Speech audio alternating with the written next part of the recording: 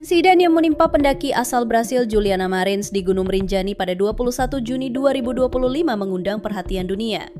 Perempuan berusia 27 tahun itu dilaporkan jatuh ke jurang saat melakukan pendakian menuju puncak dari jalur Sembalun. Pencarian selama 4 hari akhirnya menemukan tubuhnya di kedalaman jurang curam dalam kondisi tidak bernyawa. Kejadian tragis ini sontak menjadi sorotan bukan hanya di Indonesia, tapi juga di Brasil dan berbagai media internasional. Juliana bukan pendaki pertama yang mengalami musibah di jalur ekstrim Gunung Rinjani. Dalam kurun waktu 1 tahun terakhir tercatat 8 pendaki jatuh di kawasan Taman Nasional Gunung Rinjani. 4 diantaranya meninggal dunia, 3 berhasil dievakuasi dengan luka-luka, dan 1 orang lainnya masih belum ditemukan hingga kini. Sebagian besar korban merupakan wisatawan asing. Jalur menuju puncak Rinjani, terutama dari sisi timur melalui Sembalun, memang dikenal memiliki medan yang terjal dan minim perlindungan fisik. Beberapa titik seperti kawasan Letter E dan jalur bibir tebing dikenal rawan longsor dan licin, terutama saat pagi hari atau saat hujan turun.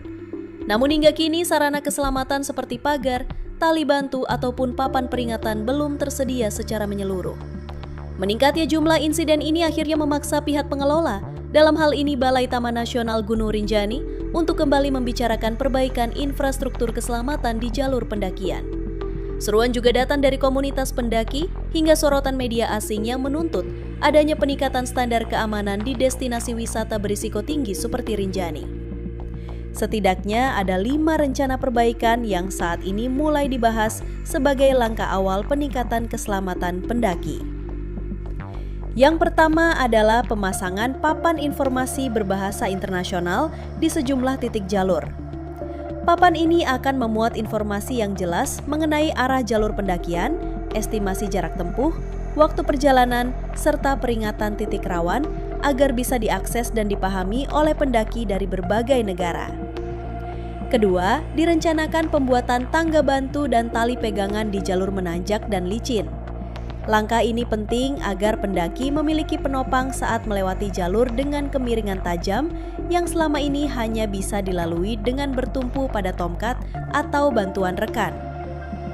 Langkah ketiga yang sedang digagas adalah pemasangan tali di area-area berbahaya seperti Letter E yang dikenal sebagai salah satu titik paling curam dan minim pijakan.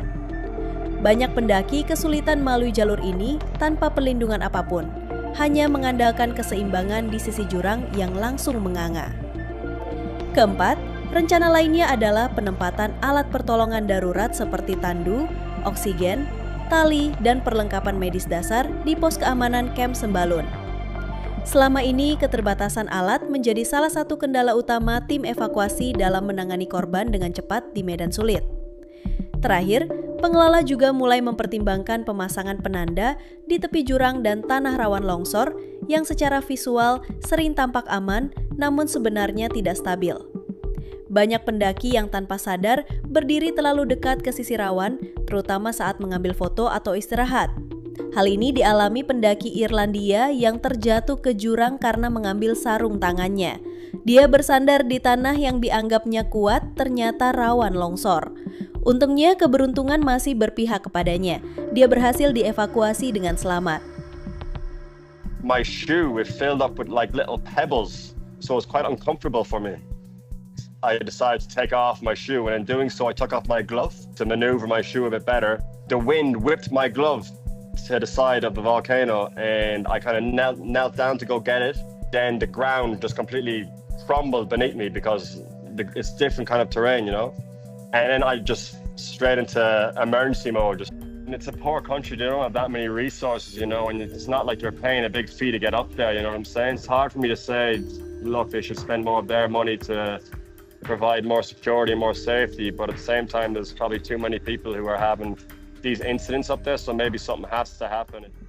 Teknologi sensor pendeteksi pergerakan tanah dengan tingkat akurasi milimeter juga akan dipasang untuk meminimalisir korban jika terjadi longsor. Sama seperti sensor yang digunakan oleh Badan Mitigasi Bencana di Swiss yang telah menyelamatkan 1 desa dari longsoran gletser. Sayangnya hingga kini belum ada informasi resmi kapan peningkatan infrastruktur keamanan ini akan terrealisasi. Terima kasih telah menonton, sampai jumpa di video selanjutnya.